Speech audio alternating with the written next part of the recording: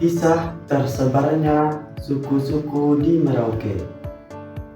Pada zaman dahulu, di kerimbunan hutan Papua, tinggallah seorang lelaki bersama dua anjingnya. Meski ia satu-satunya manusia di situ, ia tidak merasa kesepian. Dua anjingnya yang sama-sama bernama Nggarembu selalu menemaninya berburu dan bertualang. Setiap kali hendak berburu, dua Nggarembu itu tampak bersemangat. Ekor mereka akan berkibas-kibas dan mereka akan melonjak-lonjak senang. Namun, suatu hari ada yang berbeda pada dua Nggarembu itu. Saat dipanggil untuk berburu, keduanya tidak datang. Si lelaki mencari keduanya kemana-mana, tetapi tidak bertemu juga. Anehnya, ketika akhirnya keduanya pulang pada sore hari, perut mereka tampak penuh.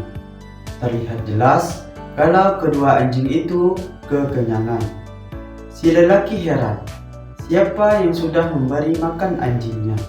Bukankah hanya ia seorang manusia di situ? Kejadian serupa terulang lagi keesokan harinya. Akhirnya, karena curiga, suatu pagi si lelaki mengikuti kedua anjingnya. Betapa kagetnya ia saat melihat keduanya memakan tulang dan daging yang tersebar di bawah sebuah pohon enam. Siapa yang sudah menebarkan makanan di sana? Didorong rasa penasaran, si lelaki mendekat. Ia menerima kejutan lain.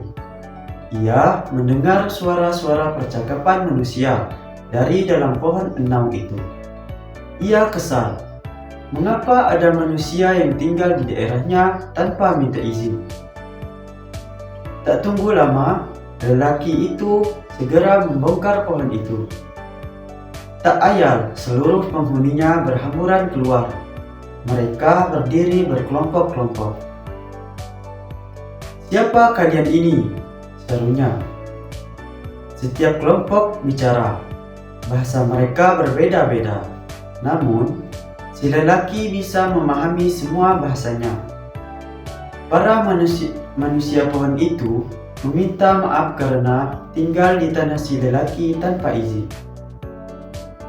"Aku memaafkan kalian," ujar si lelaki. Dia menatap mereka satu persatu.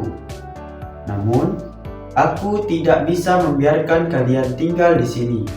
Aku akan menentukan tempat tinggal kalian." Maka, mulailah lelaki itu membagi.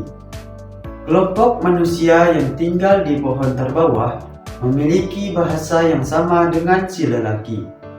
Mereka diizinkan tinggal di tanah itu. Kelompok manusia di tingkat 2 diminta pindah ke Yang Gandur. Kelompok manusia di tingkat 3 pindah ke kampung Yereu. Kelompok manusia di tingkat 4 tinggal di kampung Masuri dan disebut Marauri. Kelompok manusia yang memakai tempat sirih dan berbadan besar disebut suku Marin. Mereka diminta tinggal di pesisir pantai. Kelompok manusia yang memakai tempat sirih dan berbadan kecil tinggal di Kimaam.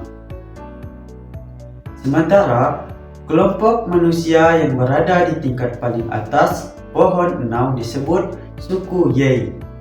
Mereka diminta pindah ke seberang Kali Maro. Begitu mendengar titah si lelaki, berpencarlah semua kelompok manusia tersebut.